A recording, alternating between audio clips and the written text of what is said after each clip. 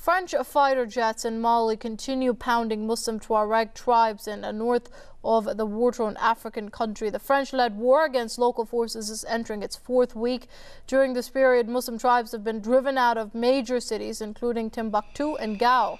France has called on African troops to carry on operations in the former French colony. Refugees have fled to Mali's mountainous northeast near the Algerian border. Algeria has beefed up its position on the Malian border to prevent refugees from entering the country. The Tuareg region has been demanding independence for a decade now.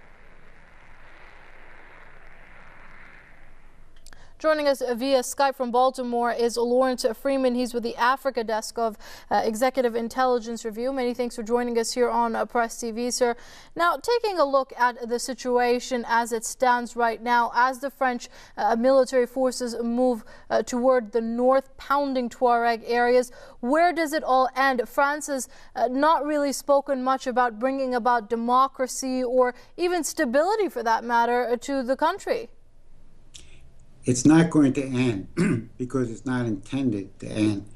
In fact, the clearest discussion of what the policy intends to be was delivered by the former Prime Minister Tony Blair yesterday in an interview on BBC.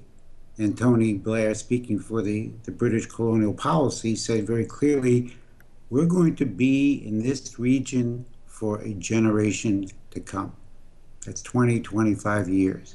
And that is what we're looking at. The French have no way of dealing with this problem. They've driven out some of these insurgents from Timbuktu, from Gao, from Kidal, but that was all expected. They've dug in now 100 kilometers north. They're going to try to drive them towards the Algerian border.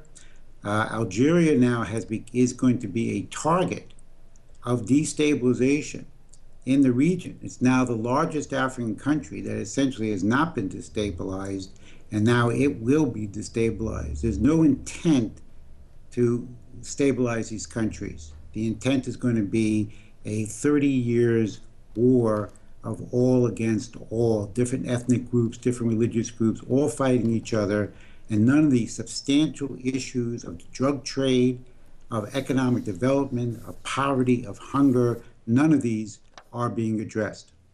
Well, that does bring me to my next question in that sense. As the incursion continues in Mali, we are seeing destabilization taking place in the neighboring countries. Will France accept the same rebels or Al-Qaeda militants, as it calls them, in Algeria or in Niger as opposed to in Mali? Well, everybody knows that these rebels exist across the Sahel and across the Maghreb. Of course they're going to run into these other areas. That's known. They're going to go into Niger, which everyone claims is stable, but everyone was claiming Mali was stable 2 months or a year ago. They're going to try to get into Algeria, and this will destabilize Algeria, which has fought some of these forces very violently in the 1990s. Mauritania is going to be destabilized. Nigeria is going to continue to be destabilized.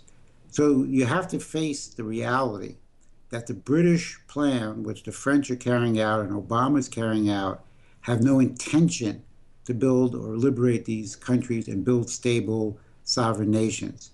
This is a wrecking operation of chaos and destruction across the nations of North Africa. And the only way it's going to be stopped is when people identify this British policy and put an end to it. But it's not going to stop simply by the French carrying out these bombing activities. That's not going to do anything. Okay, Mr. Freeman, then just to placate the skeptics who say that the U.S., France cannot afford to stay in these countries for so long, militarily speaking, specifically looking at the dire economic plight at home. What do they have to gain from this? Well, you're correct that the financial system, especially in Europe and also the United States, is in horrible shape, and I expect it's going to get much worse as the euro begins to come apart. So they do not have the financial means to do it. So they're going to do it as cheaply as they can. They're going to do it with as least cost as possible. They're going to savage their own economies, such as going on in France today. and they're going to try to suck money out of the UN, and the UN is going to step in possibly as some big military force to so-called guard the borders of these countries.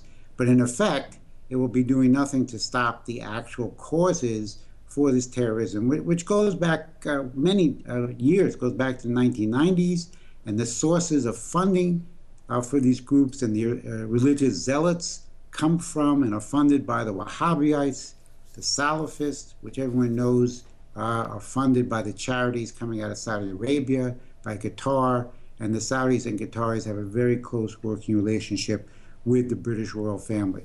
So essentially you're going to see is destruction of nations, reduction of population, worse economic conditions, and you're going to be fighting asymmetric warfare, insurgency, counterinsurgency, because the French are not going to go on the ground and take these people out, and the West African armies are not properly trained, so they can't do it either. So they're not going to be eliminated by this military campaign. The bad guys are going to be there. They're just going to fight in a different way, in a different form.